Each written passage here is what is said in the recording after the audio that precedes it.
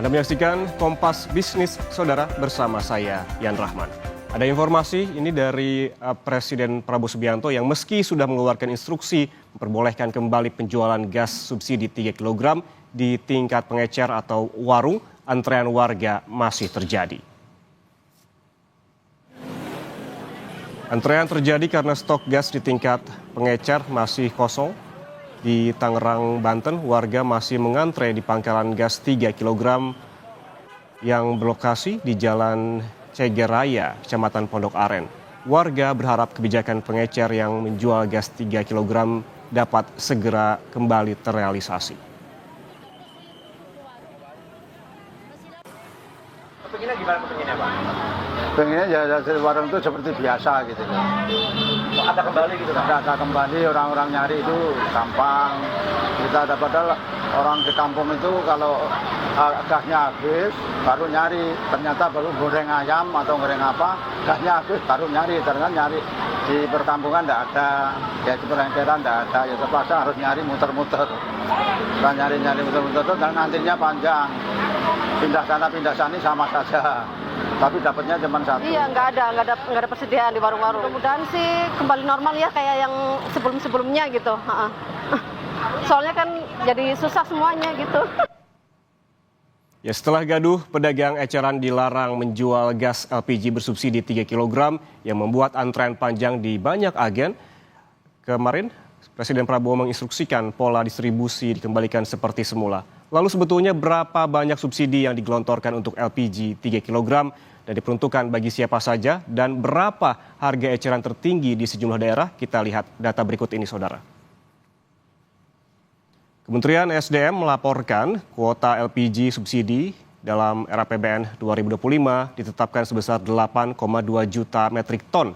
Ini naik 1,74% dibandingkan tahun sebelumnya sebesar 8,03 juta metrik ton. Realisasi penyaluran LPG bersubsidi tahun 2024 ini menyentuh angka 59,03% dari target tahun ini. Sementara itu dari laman anggaran Kementerian Keuangan, ini berdasarkan daftar isian pelaksanaan anggaran alokasi subsidi LPG 3 kg sebesar 82,95 triliun rupiah atau 41,38% dari total pagu subsidi energi. Lalu sebenarnya bagi siapa saja LPG bersubsidi 3 kg diperuntukkan? Ini merujuk pada laman resmi mypertamina.id. Segmen pengguna diantaranya adalah rumah tangga, merupakan pengguna yang memiliki legalitas penduduk seperti KTP untuk memasak dalam lingkup rumah tangga. Kemudian ada usaha mikro seperti warung atau kedai makan, penyedia makan keliling, kedai minuman, kedai obat tradisional, dan penyedia minuman keliling. Selanjutnya ada petani sasaran yang telah mendapatkan bantuan paket perdana LPG untuk mesin pompa air dari pemerintah. Dan terakhir adalah nelayan sasaran yang telah mendapatkan bantuan paket perdana LPG untuk kapal penangkap ikan dari pemerintah. Pemerintah pusat telah menetapkan harga jual eceran gas LPG 3 kg dari Pertamina ke agen atau pangkalan resmi sebesar Rp12.750 per tabung. Sementara untuk harga eceran tertinggi ditetapkan oleh pemerintah provinsi bersama Pemkab dan Pemkot. Harga eceran tertinggi LPG 3 kg di setiap daerah berbeda-beda melihat dari daya beli masyarakat, margin yang wajar, serta sarana dan fasilitas penyediaan dan pendistribusian. Sebagai contoh, harga eceran tertinggi di Jakarta saja sudah berbeda-beda dengan rentang antara Rp16.000 hingga Rp19.500 per tabung. Di Jawa Barat Rp19.000 per tabung, di Jawa Tengah Rp18.000 dan Jawa Timur Rp16.000 per tabung.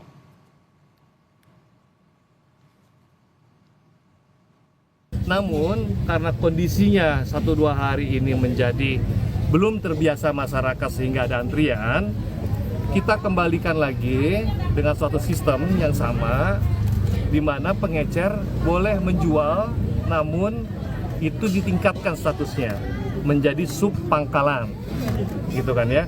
Nah, mekanismenya sama, pengelolaan distribusinya sama, hanya saja dengan ditingkatkan menjadi sub pangkalan, artinya semua secara digitalisasi bisa terkontrol, yang hanya tadi sampai pangkalan bisa sampai sub pangkalan. Tujuannya apa? Digitalisasi mengcover itu tepat sasaran subsidi yang diberikan kepada masyarakat.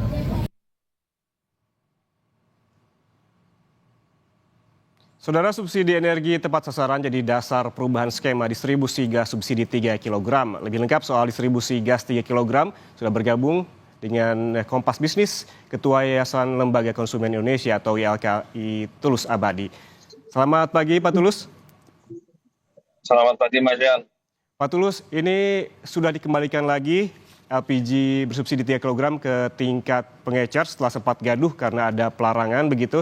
Kemudian yang jadi pertanyaan sekarang ada fenomena juga bahwa banyak antrean hingga kini masih terjadi di masyarakat seperti berita sebelumnya. Ada antrean di Tangerang. Bagaimana pantauan ataupun catatan Anda terkait hal ini? Ya, pertama saya kira instruksi Presiden bahwa penjualan LPG harus kembali ke pengecer, saya kira instruksi yang realistis ya, karena di lapangan memang mekanisme penjualan yang dipangkas dari pengecer langsung ke pangkalan atau ke agen itu menjadi sesuatu yang terlalu sulit ya.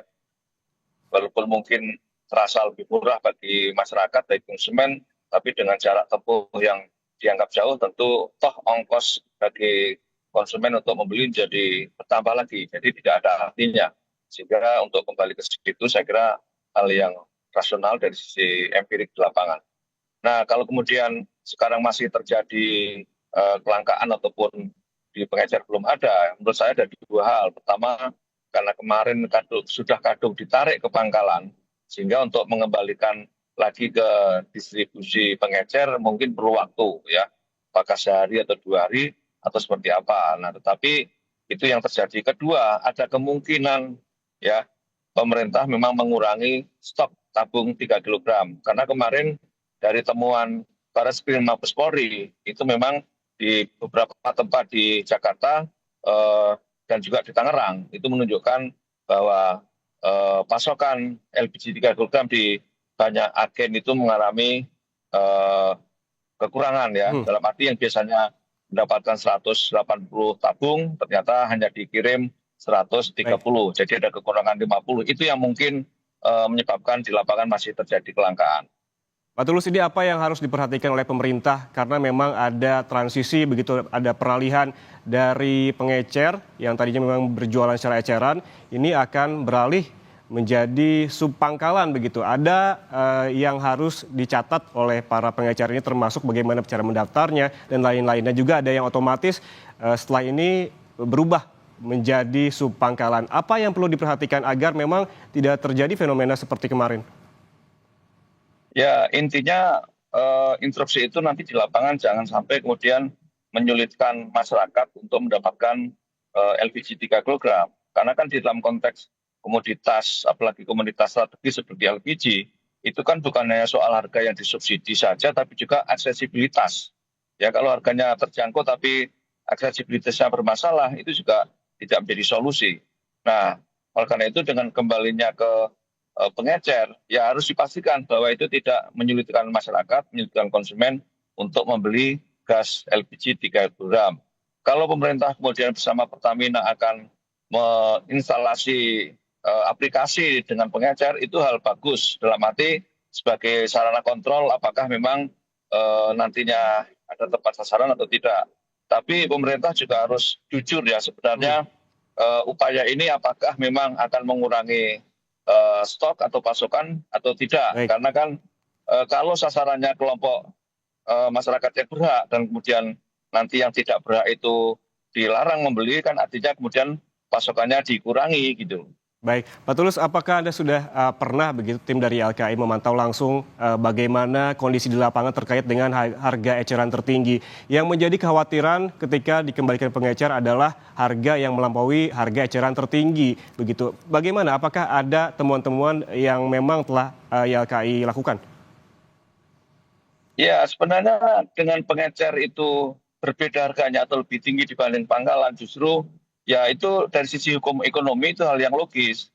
Nah sebenarnya niat pemerintah untuk memangkas di pengecer itu hal yang positif karena kemudian harganya bisa turun ya kalau di pengecer jadi tidak ada. Tapi kan kalau sulit diakses itu kan masalah lagi gitu. Baik. Ini yang saya kira spirit yang bagus, tetapi harus dengan cara yang bagus gitu. Baik, terima kasih Pak Tulus. Ini berarti memang catatannya dari harga eceran tertinggi tetap perlu pengawasan, tapi spirit yang memang dilakukan oleh pemerintah saat ini sudah terbilang baik begitu ya. Terima kasih Ketua YLKI Tulus Abadi telah bergabung bersama kami di Kompas Bisnis.